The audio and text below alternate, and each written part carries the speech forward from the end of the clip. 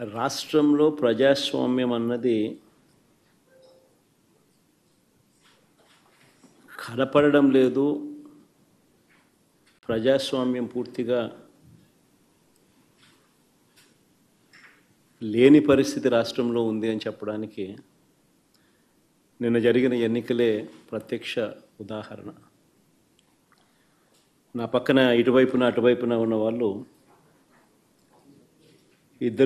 ఇద్దరు ZPTC contested candidates. నా కుడివైపున హేమంత్ పులివెందుల జెడ్పీటీసీ, పులివెందుల రూరల్ మండలానికి జెడ్పీటీసీ కంటెస్టెడ్ క్యాండిడేట్. ఇటుపక్కన సుబ్బారెడ్డి ఒంటిమిట్ట జెడ్పీటీసీ స్థానానికి కంటెస్టెడ్ క్యాండిడేట్.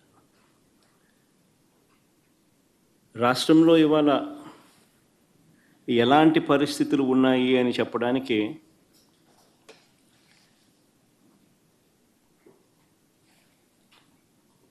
నిజంగా ఈ రెండు ఎలక్షన్లు ఒక ఉదాహరణ. అసలు మొట్టమొదటిసారిగా బహుశా రాష్ట్ర చరిత్రలో ఎప్పుడు జరిగి ఉండదేమో బూతుల్లో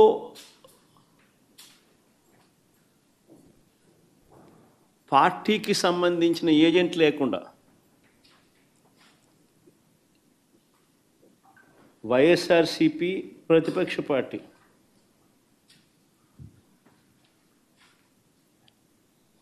పులివెందుల రూరల్లో జరిగిన జెడ్పీటీసీ స్థానానికి జరిగిన ఎన్నికల్లో 15 బూతుల్లో ఉన్న 15 బూతులకు ఎన్నిక జరిగి రూరల్ మండలంలో 10,600 ఓట్లకు సంబంధించిన ఎన్నిక.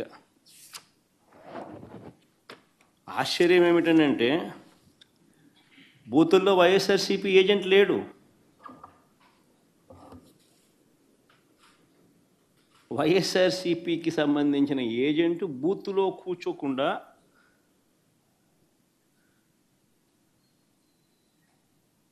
బూత్ దగ్గరికే మనిషి పోలేని పరిస్థితిలో బూత్లో ఏజెంటే లేకుండా ఎన్నికలు రిగ్గింగ్ చేసినారు. సాక్షాత్తు పోలీసుల సమక్షంలో పోలీసుల ప్రోద్బలంతో బూతులోకి వెళ్ళే ఏజెంట్ల ఫాములను వీళ్ళే తీసేసుకొని చింపేసుకొని బూతులోకి ఏజెంటే పోని పరిస్థితిలో ఎన్నికలు నిర్వహించామని చెప్పుకుంటా ఉన్న ప్రజాస్వామ్యం మన రాష్ట్రంలో బహుశా మన దేశంలో ఎక్కడ ఉండదేమో, ఒక్క మన రాష్ట్రంలో తప్ప.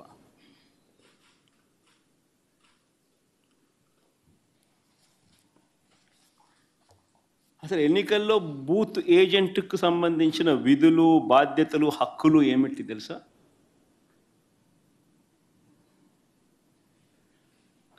అసలు ఓటర్లే లేక దొంగ ఓటర్లను గుర్తించడం ఎవరు చేస్తారు? ఏజెంటే చేయాలి. పోలింగ్ ఏజెంటే చేయాలి. బూత్లో ఉన్న పోలింగ్ ఏజెంటే ఆయనకు సంబంధించిన విధులు, బాధ్యతలు, హక్కులు ఏమిటి అని అంటే అసలు ఓటర్లా లేక దొంగ ఓటర్లా అని గుర్తించడం, ఓటర్ల జాబితాను తనిఖీ చేయడం, అక్రమాలు, బెదిరింపులు, ప్రలోభాలు పెట్టడాలు, ఫేక్ ఓటర్లు ఉంటే వాటిపై అక్కడే ఉన్న ప్రిసీడింగ్ అధికారికి వెంటనే చెప్పి వాటిపై ఫిర్యాదులను అధికారికంగా నమోదు చేయడం, ఇవన్నీ పోలింగ్ ఏజెంట్ బాధ్యతలు. ఇవే వివరాలు పార్టీకి కూడా తెలియజేయడం.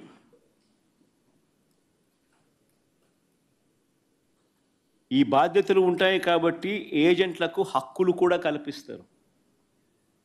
వారు ఖచ్చితంగా బూత్లో కూర్చునే హక్కు, ఓటర్ల జాబితాను తనిఖీ చేసే హక్కు, అభ్యంతరాలు తెలియజేసే హక్కు, పోలింగ్ రికార్డులను పరిశీలించే హక్కు, కౌంటింగ్ వరకు కూడా దీనికి సంబంధించిన సమాచారాన్ని పొందే హక్కు, ఇవన్నీ కూడా ఏజెంట్లకు ఉంటాయి. ఒక పోలింగ్ ఏజెంటు బూతులోకి పోతూనే ఫామ్ 12 అన్నది అంటే తన పోలింగ్ ఏజెంట్ను అపాయింట్మెంట్ చేస్తూ ఇచ్చే ఫామ్ను క్యాండిడేట్ ఫామ్ 12 పోలింగ్ ఏజెంట్ను అపాయింట్ చేస్తూ ఇచ్చే ఫామ్ను it's called form 12. Polling candidate పలానోడు నా ఏజెంట్, నా పోలింగ్ ఏజెంట్ అని చెప్పి అపాయింట్ చేస్తూ ఇచ్చే ఫామ్. ఆ ఫామ్ను తీసుకొని పోయి ఆ పోలింగ్ ఏజెంటు ఎన్నిక స్టార్ట్ కాకమునిపే ప్రిసీడింగ్ ఆఫీసర్కి ఇస్తాడు ఆ ఫామ్. ప్రొసీజర్ అది. ఆ తర్వాతనే బూత్లో కూర్చుంటాడు. మా ఏజెంట్ల నుంచి ఈ ఫాములను నిన్న టీడీపీ వాళ్ళు పోలీసులు దగ్గరుండి లాక్కోవడము, చింపేసేయడము.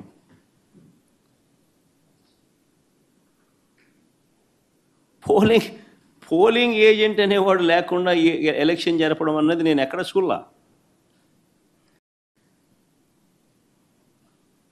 ఓటర్ వచ్చి తన పేరు చెప్పిన తర్వాత, ఓటర్ మామూలుగా ఎన్నికల్లో పోలింగ్ రూమ్లోకి వచ్చిన తర్వాత యూజువలీ ఆ ఓటరు తన పేరు చెప్తాడు గట్టిగా. చెప్పిన తర్వాత పోలింగ్ ఆఫీసర్ రిజిస్టర్లో తన వేలిముద్ర కానీ తన సంతకం కానీ తీసుకుంటాడు. ఆ ఓటర్కు సంబంధించిన సమాచారాన్ని తాను పోలింగ్ ఆఫీసర్ ఆ రిజిస్టర్లో వేలిముద్ర అన్న, ఓటర్ వేలిముద్ర లేదా సంతకం అన్న తీసుకుంటాడు రిజిస్టర్లో. ఈ రిజిస్టర్ నింపేది పోలింగ్ ఆఫీసర్, కానీ తనిఖీ చేసేది ఏజెంట్. అవసరమైతే తాను అభ్యంతరం చెప్తాడు. ఇది ప్రొసీజర్. పోలింగ్ ముగిసిన తర్వాత, అయిపోయిన తర్వాత ఫామ్ 32 అని ఉంటుంది. ఫామ్ 32ను నింపి ఆ బూత్లో ఎన్ని ఓట్లు వచ్చాయి అన్నదాన్ని రికార్డు చేస్తారు. బూత్లో ఉండే అధికారి ఆ రికార్డును ఏజెంట్కు ఇవ్వాల్సి ఉంటుంది. అంతేకాకుండా ఏజెంట్ నుంచి ఒక రిసిప్ట్ కూడా తీసుకుంటాడు ఆ ప్రిసీడింగ్ ఆఫీసర్. ఆ రికార్డుతో ఈ రిసిప్ట్ను కూడా జత చేయాలి.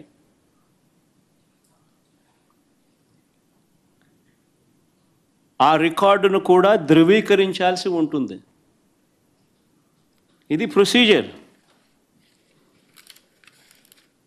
బ్యాలెట్ బాక్స్కు సీల్ వేసేటప్పుడు, బ్యాలెట్ బాక్స్కు సీల్ వేసే ప్రక్రియ పూర్తయ్యే వరకు ఏజెంట్ అక్కడే ఉంటాడు. బ్యాలెట్ బాక్స్ సీల్పై కూడా ఏజెంట్ సంతకం చేస్తాడు.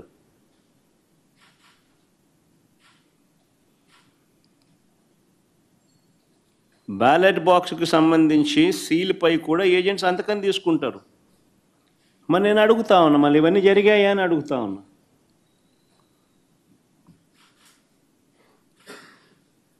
ఇవన్నీ జరిగాయా అని అడుగుతా ఉన్నా. అసలు ఏజెంట్లే లేకుండా చేసి ఎన్నికలు జరిపినప్పుడు దాన్ని ఎన్నికలని ఎలా అంటారని అడుగుతా ఉన్నా.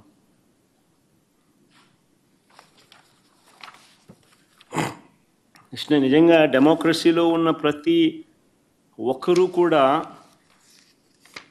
దీని గురించి ప్రశ్నించకపోతే, దీని గన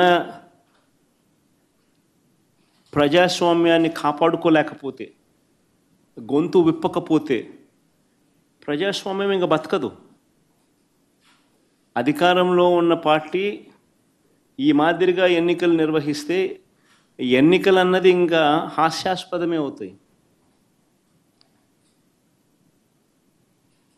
ఎన్నికలు పెట్టాల్సిన ఎన్నికలు ఇంకా ఏం జరపాల్సిన పనులా, ఇంకా మన ఇష్టం గుద్దుకోవడమే. దాన్ని ఎన్నిక అని చెప్పి చెప్పాల్సిన పని కూడా. రాష్ట్రంలో ముఖ్యమంత్రి స్థానంలో ఉన్న చంద్రబాబు నాయుడు గారు నిజంగా అన్నిటికన్నా బాధ ఆయనతో చేతులు కలిపి అంటగాగుతా ఉన్న తన ఎల్లో మీడియా.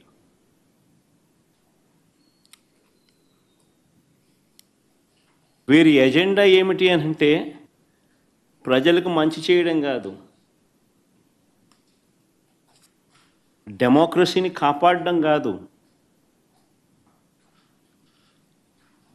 ప్రజలకు పాలకులు మోసం చేస్తే వాటిని ప్రశ్నించడం కాదు,